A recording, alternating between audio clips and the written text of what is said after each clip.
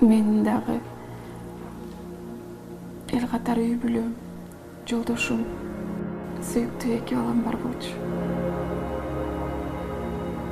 Бир үйдүн кожойкеси болчумун.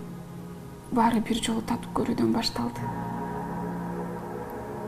Жакын курбу кызым жаңы сезимдердин кучагында болгуң келеби деп сунуштады эле.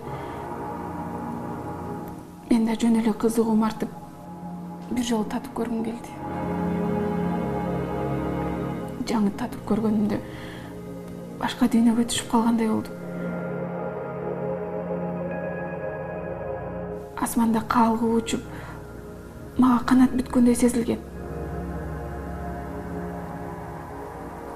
Анан бул сезимдер бүтүп калганда кайра ошол сезимдерге кайрылып келе бергим келди. Ошентип баары башталды. Өзүмдү кармана албай калдым. Бара туугандарыма белгилүү болду. Үй бүлөбүз бузулду. Жолдошум болсо таштап кетти.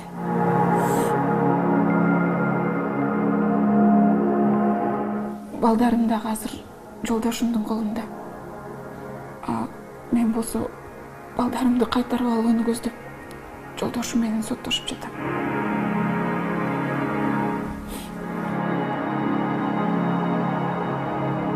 Мындай мезгилде дарыланууда бир топ каражатты талап кылат экен. Көп клиникалар дарылоодон баш тартышты. Жеке клиникалар болсо чоң каражатты талап кылгандыктан бир жолу кайталасам кайра башынан баштоого туура келет. Кайрадан кымбат дарылануу башталат.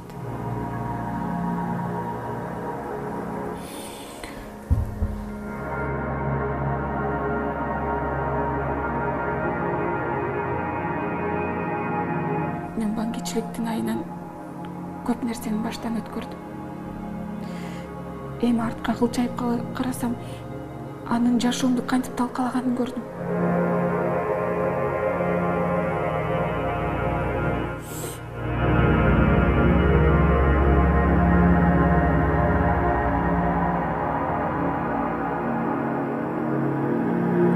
Сураныч.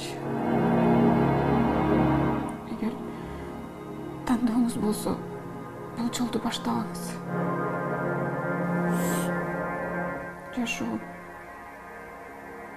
Жашоо баңгизаттын көлөкөсүнөн ажырабай калбай, толук жашаганга арзыйт.